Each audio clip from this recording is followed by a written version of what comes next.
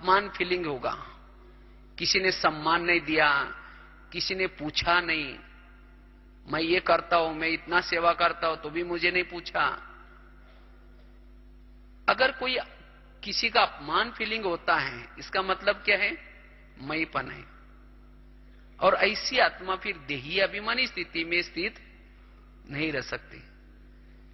इसीलिए देही अभिमानी स्थिति में रहना है तो सदा याद रहे बाबा कराता है, ये कार्य बाबा का है, शिव बाबा मालिक है, वो कराता है। इसलिए मैंपन से मुक्त, ये छठी बात है। सातवीं बात है, अगर देही अभिमानी स्थिति का नेचुरल नेचर अनुभव करना है, उसके लिए हमारा योग कैसा चाहिए? यथार्थ योग। बाबा कई बार ये शब्द यूज करते, बच्चे यथार्थ योग करो। यथार्थ जब मन बुद्धि बाबा के साथ ज्वाइंट होती है योग के समय, उस थोड़े से आधा पौन घंटे के अंदर जो योग लगता है, उस योग से सर्वशक्तिवान की शक्तियां कमजोर आत्मा में हमारे में आती है, और उस शक्ति आने से सारा दिन हम कर्मों में चलते फिरते कैसे रहेंगे? देहाभिमानी स्थिति में रहेंगे। अगर मेरी देहाभिमानी स्थिति नहीं रहती, इसका मतलब मैं जो योग करता हूं उस योग में कोई प्रॉब्लम है। इसीलिए मुझे बैठ करके उस विधि से, यथार्थ विधि से योग लगाना है। तो उसकी यथार्थ विधि क्या है?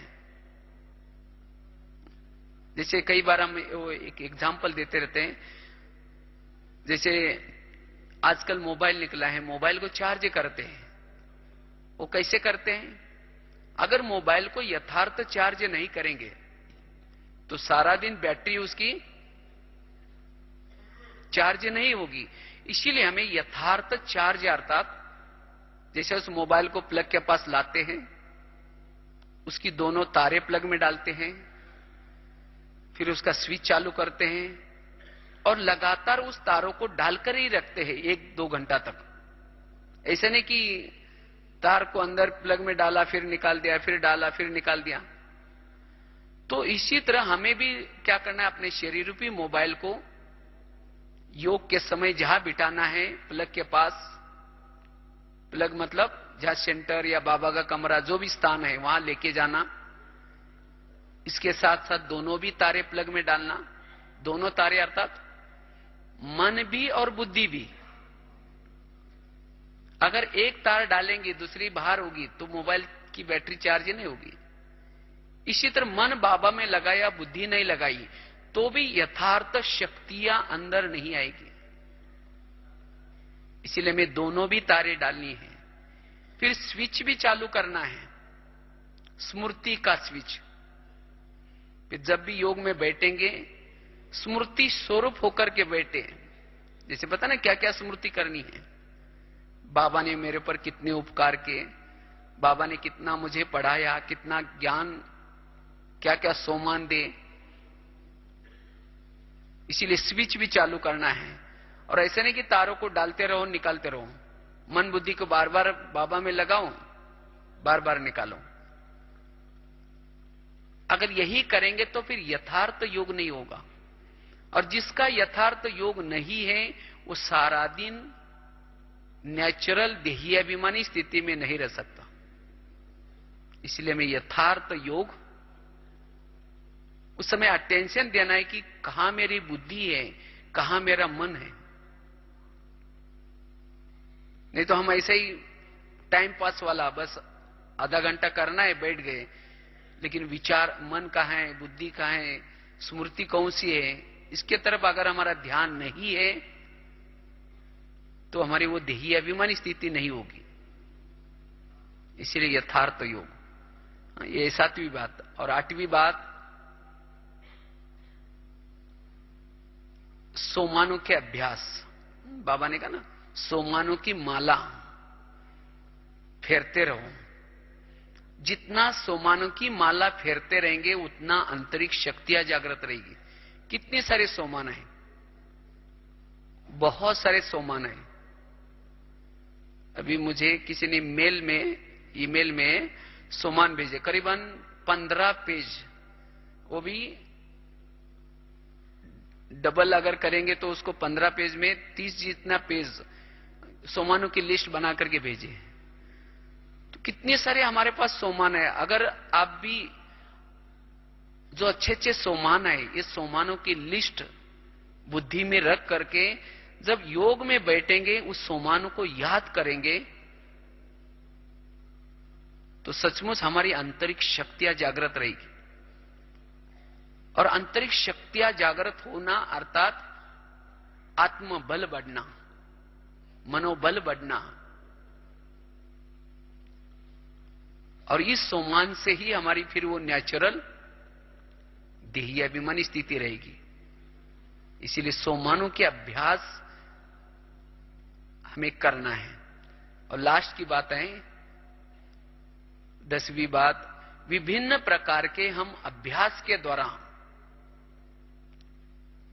विभिन्न अभ्यास जो मैंने एक शुरू में जब इस ज्ञान मार्ग में आया था, तो शुरू में मैंने एक बहुत सुंदर अभ्यास किया। और उस अभ्यास के कारण मुझे देहाभिमानी बनने के लिए बहुत मदद मिली। जो बाबा ने हमें पहले लेसन में सुनाया है, शरीर हमारी क्या है? गाड़ी है, और आत्मा उसका क्या है? ड्राइवर है। जैसे लौकिक में गाड़ी का ड्राइवर सारा दिन गाड़ी को घुमा फिरा करके उसे कार्य करते कहां रखता है? गैरेज में रखता है। और गाड़ी को गैरेज में रख करके उस गाड़ी के अंदर नहीं सोता, उसको कवर ढकेगा, लॉक कर देगा, और उसके बाद फिर अपने घर में जाएगा। तो इसी तरह हमें भी यही करना है। बाबा ने भी कहा है कि शरीर तुम्हारी गाड़ी है और तुम उसका कौन हो? ड्राइवर हो। तो हमें भी शरीर रूपी गाड़ी को सारा दिन कार्य करा करके, सेवा करा के रात को उसको गैरेज में रखना है। गैरेज क्या है? जो बेड है, बेड रूपी गैरेज में रखा, उसके ऊपर रजाई कंबल जो भी है डाल दिया, कवर, और उसके बाद गाड़ी को थोड़ा नमस्ते भी करो, क्योंकि बड़ी वैल्यूबल गाड़ी है। 84 जन्म में 84 गाड़ियां मिली होंगी, लेकिन ये जो गाड़ी बड़ी महत्व की है, क्योंकि इससे आप 84 जन्म के लिए कमाई कर रहे हैं। तो इसीलिए उसको नमस्ते करना है। और उसके बाद फिर अपना घर कहां है? परम धाम। ये अव्यक्त वतन ब्रह्मा मां रहती है। जैसे वो ड्राइवर क्या करता है, लॉक करके फिर अगर घर ऊपर के मंजिल पर है तो सीढ़ी से जाएगा या लिफ्ट से जाएगा, और जा करके अपने फ्लैट की बेल बजाता है। मम्मी दरवाजा खोलती है, समाचार सुनाता है, खाना खा के सो जाता है। तो हमें भी ऐसा ही करना है। मन बुद्धि से ऊपर जा करके अव्यक्त वतन का ब्रह्मा मां ने दरवाजा खोला, फिर बाबा को अच्छी तरह समाचार सुना करके, बाबा से दृष्टि लेकर के, फिर जब तकिया पर सिर रखते तो क्या करो? ब्रह्मा मां के गोदी में सिर रखा है। और फिर जब सवेरे उठेंगे कौन याद आएगा? बाबा याद आएगा। और बहुत अच्छा योग भी आपका अमृत वेला अच्छा होगा। फिर मैं आत्मा रूपी ड्राइवर अपने गाड़ी में प्रवेश कर रहा हूं, तो सारा दिन आपकी क्या रहेगी? देही अभिमानी स्थिति रहेगी। हमने शुरू में काफी इस अभ्यास को किया, और इसीलिए बहुत मदद मिली इस अभ्यास से। मैं एक अलग हूं और मेरी गाड़ी अलग है। तो इसीलिए हमें ये ऐसे बहुत सारे विजन्स है अलग अलग। अगर इस विजनों के अभ्यास करेंगे तब भी हमारी वो देही अभिमानी स्थिति बन सकती है। तो हमें ऐसी मेहनत करनी है। बीच बीच में अगर ड्रिल का अभ्यास, बाबा ने जो ड्रिल बताई, बीच बीच में क्या करो? निराकारी बनो, और निराकारी बनकर के अपने घर में जाओ, और घर में जाकर के उस घर को बुद्धि से देखो, कैसे इस धरती पर आने से पूर्व कैसे आप थे, किस स्थान पर बैठे थे, उसका अनुभव करो। तो इस तरह से हम देही अभिमानी स्थिति का अनुभव कर सकेंगे। और लास्ट की एक बात है, आत्मा के जो ओरिजिनल गुण है 7 स्वरूप, उस 7 स्वरूप का अभ्यास करने से भी हमारी वो देही अभिमानी स्थिति बन सकती है। तो इस तरह से 10-12 बातें हैं, अगर इसको हम करेंगे तो हमारी देही अभिमानी स्थिति बन सकते हैं। केवल ऐसा नहीं कि आत्मा हो आत्मा हो आत्मा हो कहते रहे, लेकिन अगर शांत नहीं रहेंगे, व्यर्थ संकल्प से मुक्त नहीं रहेंगे, सोमानों का अभ्यास नहीं करेंगे, तो हमारी देही अभिमानी स्थिति नहीं बनेगी। जैसे अगर किसी को लंदन जाना है और लंदन जाना है तो घर में बैठ करके कह रहा है कि मुझे लंदन जाना है, लंदन जाना है, लंदन जाना है, वो कहां रहेगा? घर में रहेगा। इसी तरह हम बैठ करके कहते मैं आत्मा हूं, मैं आत्मा हूं, आत्मा हूं, और लेकिन सारा दिन शांत स्वरूप का अभ्यास नहीं, सोमानों का अभ्यास नहीं, तो वो स्थिति नहीं बनेगी। अगर लंदन जाना है तो यहां से पहले क्या करना पड़ेगा?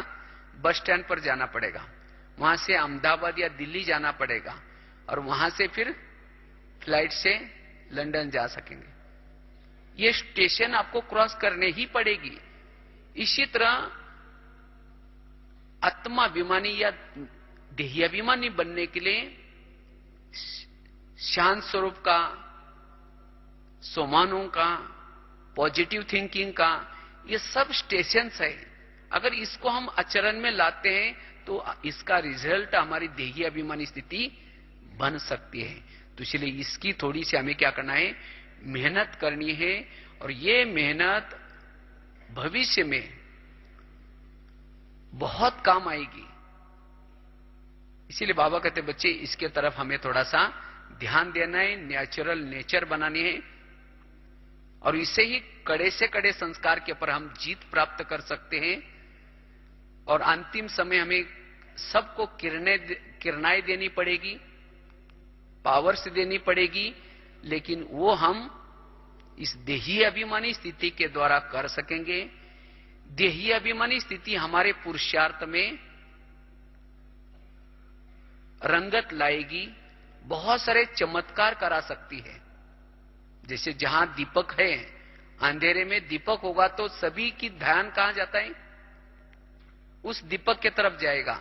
इसी तरह जितनी हमारी देही अभिमानी स्थिति